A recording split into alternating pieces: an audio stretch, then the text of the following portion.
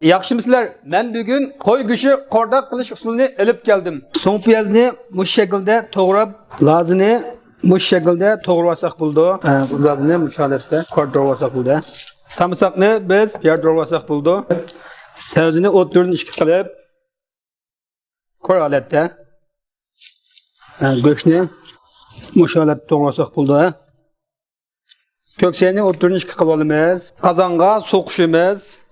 So'qish bo'lgandan keyin biz go'shtni silib, sutni bir qaynatib olsak bo'ldi. Biz kuputini ilib olamiz. Qaynatib bo'lgandan keyin choyno'tga ilib olsak bo'ldi. Yemaydan 150 gram. May qizdigan vaqtda go'shtni mayga solamiz. Sinjonni solamiz. So'ng piyozni solamiz. So'ng piyozni silib, birdan qo'riymiz. Choyno'tdan lazımdır. Bir xaltni o'qishimiz.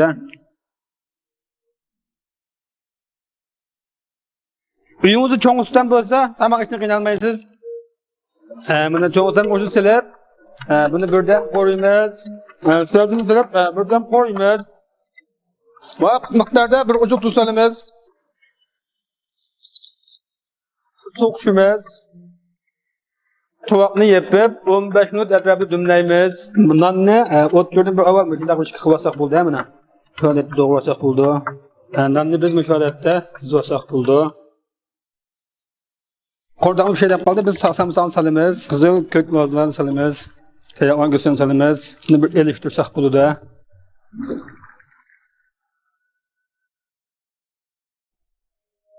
İşletkenimiz çoğustam xordaq tetutqusi.